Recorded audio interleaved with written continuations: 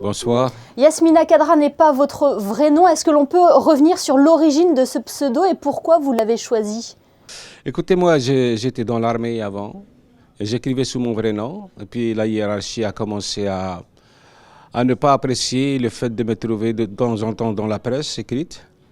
Et m'a imposé un comité de censure. Et moi, pour échapper au comité de censure, j'ai choisi un pseudonyme. J'ai écrit pendant 11 années dans la clandestinité avec différents pseudonymes.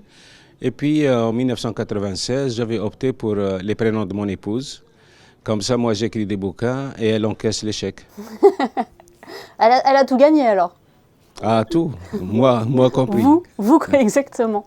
Et votre destin était déjà tourné vers l'écriture. Vous l'avez dit vous-même, hein, vous êtes né pour écrire. Absolument, je tiens ça de mes ancêtres. Nous sommes une nation, d'ailleurs c'est une dynastie, les Moursoul, c'est une dynastie qui a régné pendant 6 siècles dans la Sahara. Et tous mes ancêtres ont été des poètes ou des érudits. Il y a des livres qui ont marqué votre parcours, qui ont pavé votre chemin, Yasmina Khadra? Écoutez, moi je suis comme une abeille, je butine dans tous les jardins pour faire mon miel. Donc tous les livres me parlent, tous les livres me construisent quelque part.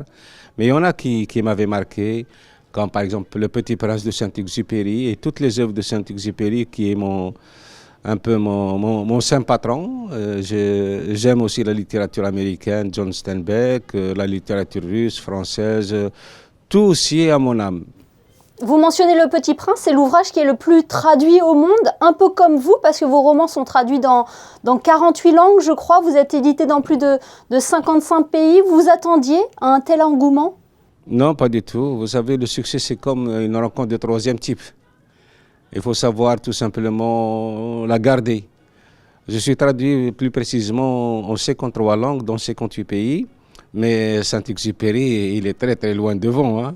Vous êtes à Monaco, Yasmina Khadra, car vous êtes l'invité des rendez-vous culturels de l'Hôtel Métropole, où vous présentez notamment votre dernier ouvrage, Les Vertueux. C'est l'histoire de Yacine, c'est ça, un berger envoyé à la guerre de 14-18, dont le retour au pays va être plus que douloureux. Hein.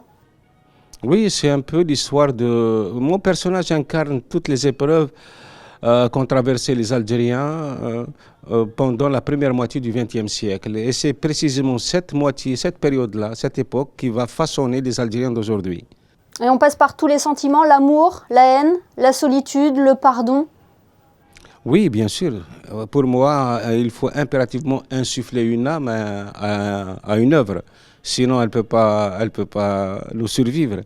Donc moi, j'ai essayé de prendre le lecteur par la main et l'emmener découvrir une mentalité, une culture, un pays, une histoire. C'est un peu ça qu'on retrouve un petit peu dans tous vos livres, Yasmina.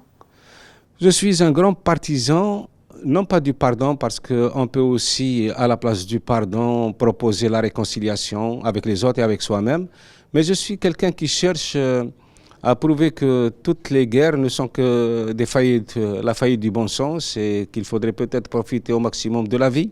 Et la seule façon de vivre pleinement sa vie, c'est de s'émerveiller, d'apprendre à s'émerveiller, à aimer, à s'instruire tous les jours. Et c'est sûrement cette philosophie qui fait votre succès. Le cinéma est un domaine qui vous intéresse également. Plusieurs de vos ouvrages ont été adaptés sur grand écran. Hein.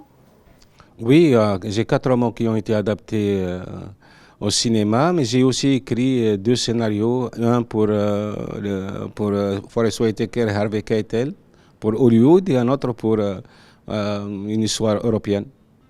Ce qui fait, et du coup, ça vous donne envie de travailler avec le 7e art encore plus? De vous diversifier? J'adore le cinéma. Moi, je suis un cinéphage. Vous étiez d'ailleurs membre du jury du dernier festival de cinéma américain de Deauville, hein? Oui, ça s'est très bien passé. On a quitté Deauville avec l'esprit tranquille parce que nous pensons avoir récompensé le meilleur film. Et qu'est-ce qui vous plaît dans le cinéma, Yasmina? Tout, l'évasion, le fait de se soustraire à ses préoccupations quotidiennes, le fait de découvrir d'autres univers, d'autres mondes, c'est voyager. Le cinéma, le livre, la musique, ce sont des tapis volants. S'évader, c'est important pour vous? Oui, absolument, parce qu'on s'évade pour se rattraper. On s'évade pour se réinventer. On s'évade pour aimer davantage ce monde, malgré tout ce qui nous déplaît, malgré les guerres, malgré les stigmates, malgré les amalgames. C'est ça la philosophie. Moi, j'ai dit que la seule façon peut-être de vivre pleinement sa vie, c'est de savoir aimer de chaque religion un Dieu, un saint, et de chaque folklore un chant. Moi, je suis comme ça, je m'instruis partout. Chaque rencontre est un enrichissement pour moi. Eh ben, j'espère que cette rencontre aura été un enrichissement pour vous aussi. Merci infiniment, Yasmina Khadra, d'avoir été avec nous ce soir. C'est moi qui vous remercie.